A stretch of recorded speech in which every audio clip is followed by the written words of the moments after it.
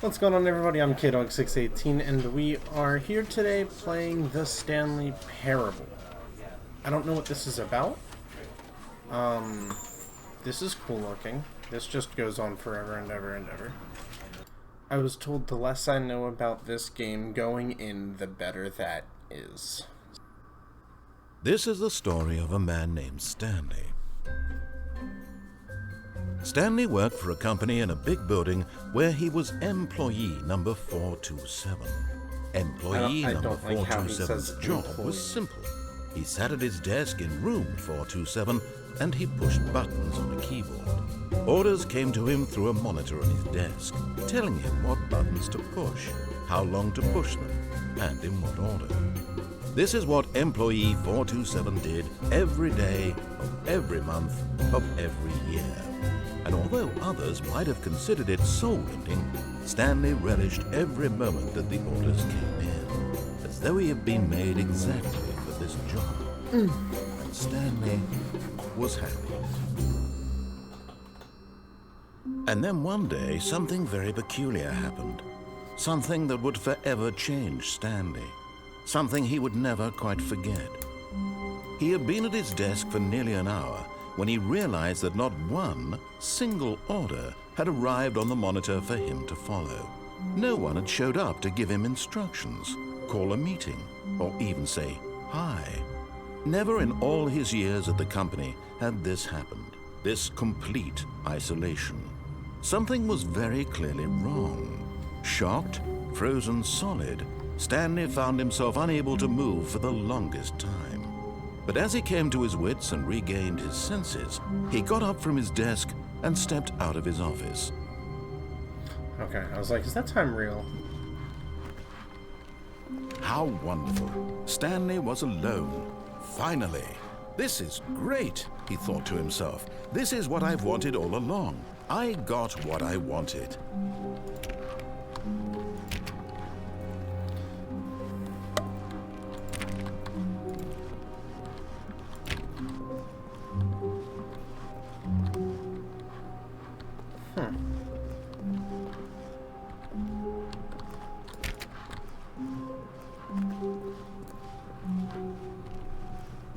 When Stanley came to a set of two open doors, he entered the door on his left.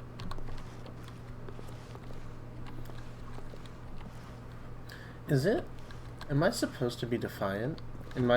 Should I do... No. We're gonna listen to the nice man.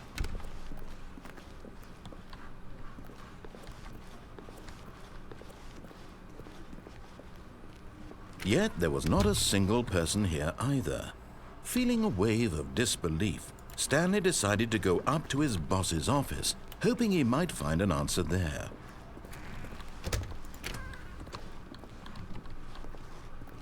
Stanley stepped into the broom closet, but there was nothing here, so he turned around and got back on track. Coming to a staircase, Stanley walked upstairs to his boss's office. I feel... You know what? We're gonna do it.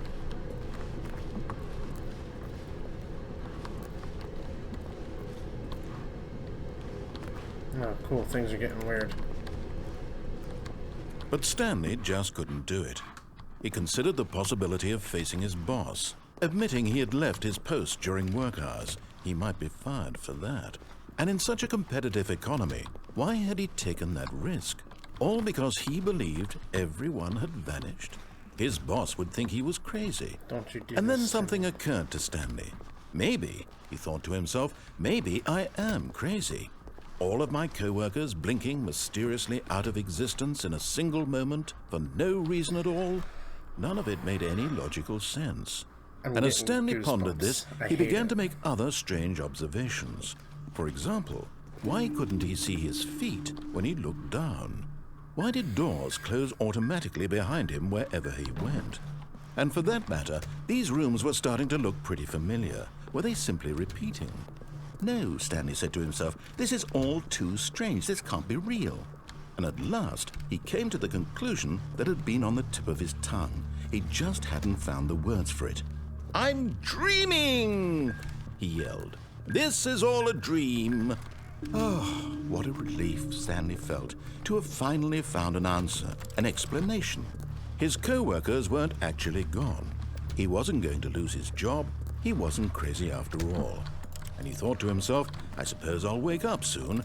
I'll have to go back to my boring real-life job pushing buttons. I may as well enjoy this while I'm still lucid. So, he imagined himself flying and began to gently float above the ground. Oh, Then he imagined himself soaring through space on a magical starfield, and it too appeared. It was so much fun, and Stanley marveled that he had still not woken up. How was he remaining so lucid? And then perhaps the strangest question of them all entered Stanley's head. One he was amazed he hadn't asked himself sooner. Why is there a voice in my head dictating everything that I'm doing and thinking? Now the voice was describing itself being considered by Stanley, who found it particularly strange. I'm dreaming about a voice describing me, thinking about how it's describing my thoughts, he thought. And while he thought it all very odd and wondered if this voice spoke to all people in their dreams, the truth was that, of course, this was not a dream. How could it be? Was Stanley simply deceiving himself, believing that if he's asleep, he doesn't have to take responsibility for himself? Stanley is as awake right now as he's ever been in his life. Now, hearing the voice speak these words was quite a shock to Stanley. After all, he knew for certain, beyond a doubt, that this was in fact a dream. Did the voice not see him float and make the magical stars just a moment ago? How else would the voice explain all that? This voice was a part of himself too. Surely, if he could just... He would prove it. He would prove that he was in control, that this was a dream. So he closed his eyes gently, and he invited himself to wake up. He felt the cool weight of the blanket on his skin, the press of the mattress on his back, the fresh air of a world outside this one. Let me wake up, he thought to himself. I'm through with this dream. I wish it to be over. Let me go back to my job. Let me continue pushing the buttons. Please don't be a jump scare. It's all I want. I want my apartment and my wife and my job. All I want is my life exactly the way it's always been. My life is normal. I am normal. Everything will be fine. I am okay.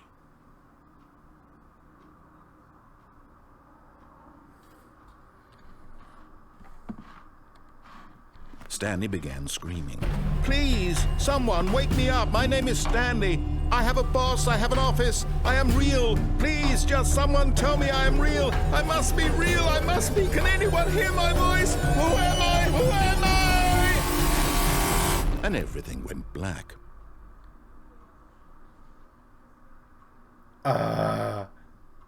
This is the story of a woman named Mariella. Mariella woke up on a day like any other. She arose, got dressed, gathered her belongings, and walked to her place of work. But on this particular day, her walk was interrupted by the body of a man who had stumbled through town talking and screaming to himself, and then collapsed dead on the sidewalk.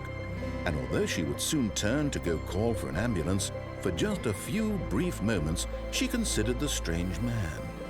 He was obviously crazy. This much she knew. Everyone knows what crazy people look like. And in that moment, she thought to herself how lucky she was to be normal. I am sane. I am in control of my mind. I know what is real and what isn't. It was comforting to think this, and in a certain way, seeing this man made her feel better. But then she remembered the meeting she had scheduled for that day. The very important people whose impressions of her would affect her career, and by extension, the rest of her life. She had no time for this, so it was only a moment that she stood there, staring down at the body. And then she turned and ran. What is happening? What?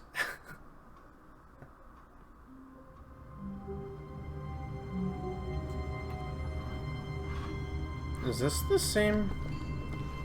Oh, this is different. When Stanley came to a set of 2 open doors, he entered the door on his left. No, I didn't. This was not the correct way to the meeting room, and Stanley knew it perfectly well.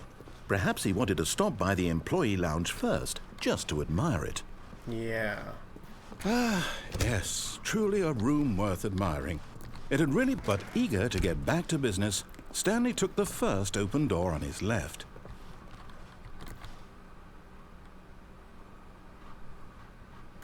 No. Stanley was so bad at following directions, it's incredible he wasn't fired years ago.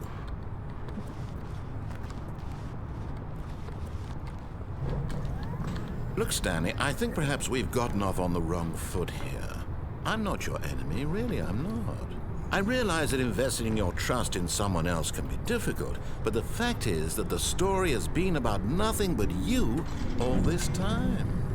There's someone you've been neglecting, Stanley. Someone Maybe you've forgotten about.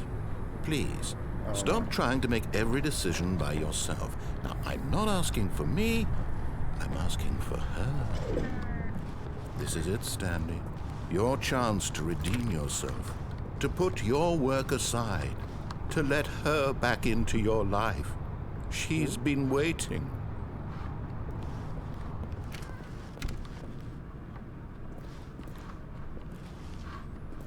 Guess I'll enter the void. That's her, Stanley. You need to be the one to do this, to reach out to her. If you can truly place your faith in another, then pick up the phone.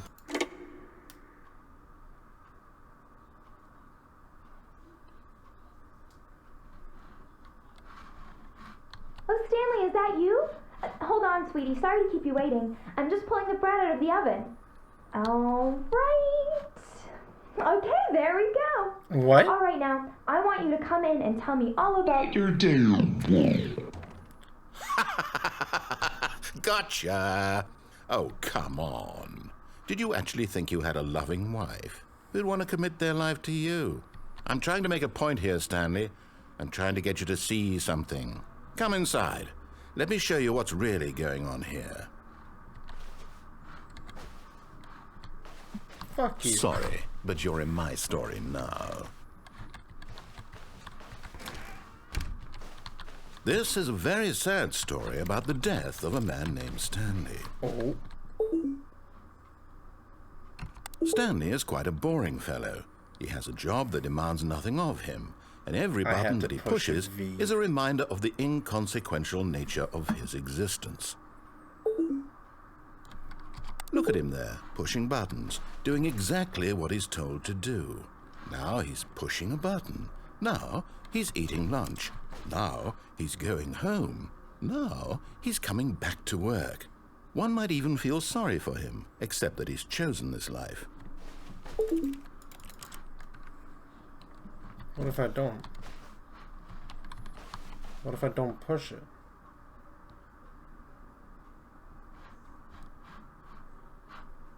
I guess nothing. But in his mind, in his mind he can go on fantastic adventures. From behind his desk, Stanley dreamed of wild expeditions into the unknown, fantastic discoveries of new lands. It was wonderful. And each day that he returned to work was a reminder that none of it would ever happen to him. And so he began to fantasize about his own job. First, he imagined that one day while at work, he stepped up from his desk Wasn't there a to TV realize there? that all of his co-workers, his boss, everyone in the building had suddenly vanished off the face of the earth. The thought excited him terribly. Hey, the So boys. he went further. He imagined that he came to 2 open doors and that he could go through either. At last, choice. It barely even mattered what lay behind each door. The mere thought that his decisions would mean something was almost too wonderful to behold. As he wandered through this fantasy world, he began to fill it with many possible paths and destinations. Down one path lay an enormous round room with monitors and mind controls. And down another was a yellow line that weaved in many directions, and down another was a game with a baby. And he called it the Stanley Parable. It was such a wonderful fantasy, and so in his head he relived it again, and then again, and again, over and over, wishing beyond hope that it would never end, that he might always feel this free. Surely there's an answer down some new path, mustn't there be? Perhaps if he played just one more time. But there is no answer. How could there possibly be?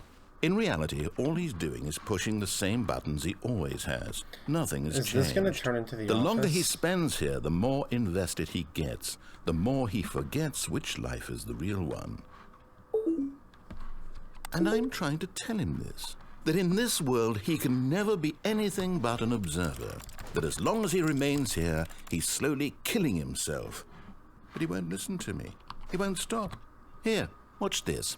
Stanley, the next time the screen asks you to push a button, do not do it.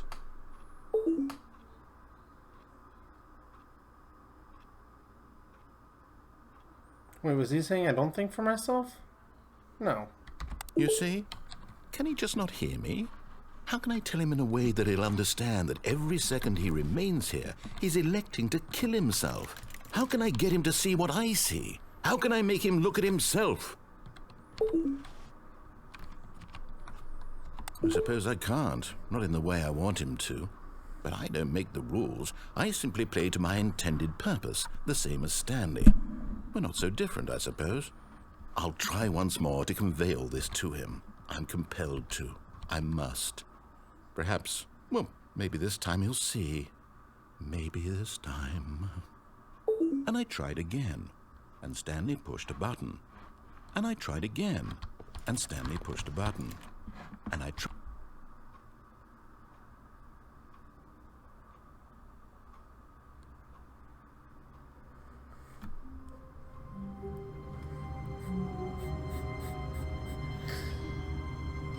What is happening? Stanley had I'm gonna never seen the listen to office him. this brightly lit. Was it a sign of something? He hoped it was. He hoped very much that it was. I'm gonna listen to the voice. When Stanley came to a set of 2 open doors, he entered the door on his left. Alright. And then it's the stairs. Yet there was not a single person here either. Feeling a wave of disbelief, Stanley decided to go up to his boss's office, hoping coming to a staircase, Stanley I'm getting walked upstairs goosebumps to from his this boss's game. office.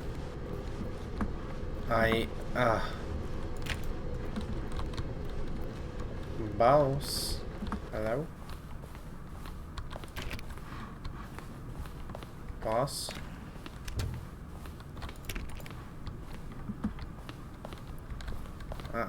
Hello.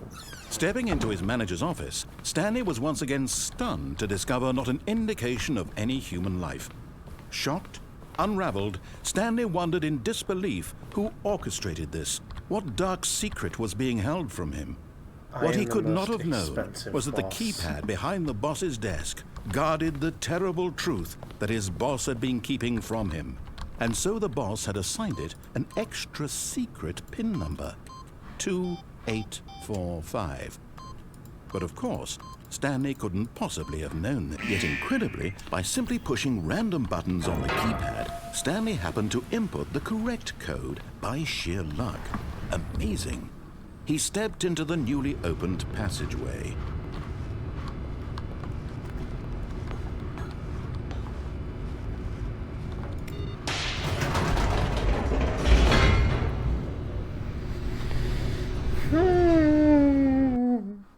Loading screens.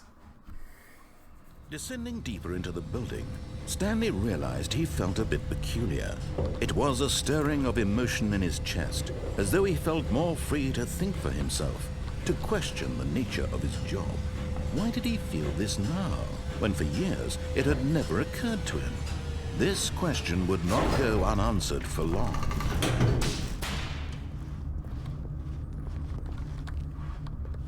Stanley walked straight ahead through the large door that read Mind Control Facility.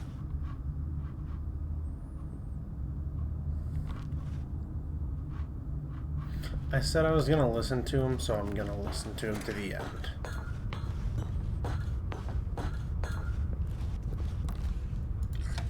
The lights rose on an enormous room packed with television screens. What horrible secret did this place hold? Stanley thought to himself. Did he have the strength to find out? Wasn't that one of the things that I just experienced when I was in that little room by myself with my wife? He was like, yeah, large TV screens. Now the monitors jumped to life, their true nature revealed. Wait. Each bore the number That's of me. an employee in the building. Stanley's co-workers. Hey, I'm not even there. The lives of so many individuals reduced to images on No a one's screen. anywhere. And Stanley, one of them, eternally monitored in this place where freedom meant nothing.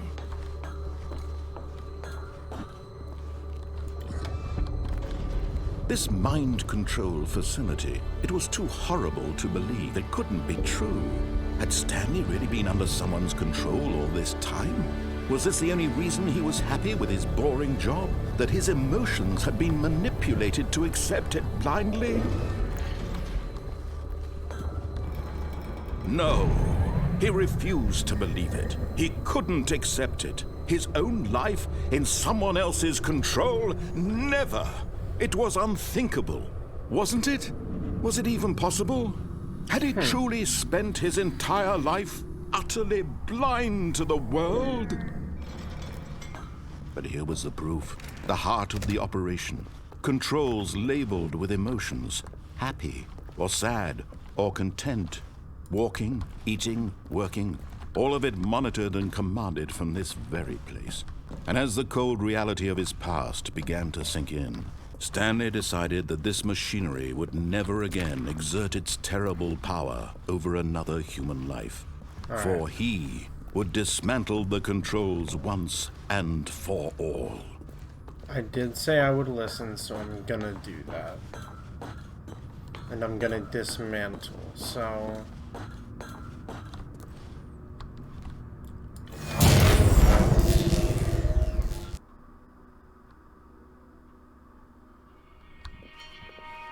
I'm seeing... something? Blackness and a rising chill of uncertainty. Was it over? Oh no, oh, there's the little bit of light. Yes. He had won. He had defeated the machine. Unshackled himself from someone else's command. I did it. Freedom was mere moments away. And yet, even as the immense door slowly opened, Stanley reflected on how many puzzles still lay unsolved. Where had his co-workers gone? How had he been freed from the machine's grasp? What other mysteries did this strange building hold? But as sunlight streamed into the chamber, he realized none of this mattered to him, for it was not knowledge or even power that he had been seeking, but happiness. Perhaps his goal had not been to understand, but to let go. No longer would anyone tell him where to go, what to do, or how to feel. Whatever life he lives, it will be his. And that was all he needed to know. It was perhaps the only thing worth knowing. Stanley stepped through the open door.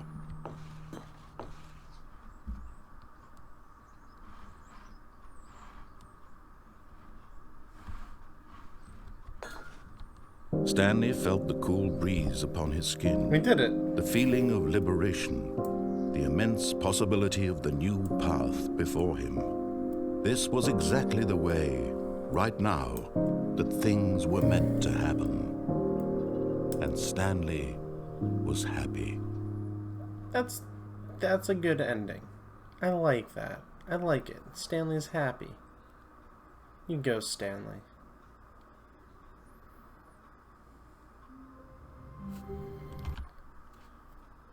We're not going to do anything else, because I don't want this to get too long. But if you guys found this game interesting, let me know and we'll continue going. So, like, since I did a circle, it makes me wonder if there's multiple endings. How many endings to Stanley Parable? Can you... there are 19 endings. So we can go and explore each one. If you want. But we're going to leave it here. Thank you so much for watching to the end. If you liked what you see, do me a favor and hit that like button, hit that subscribe button, and as always, I will see you next time.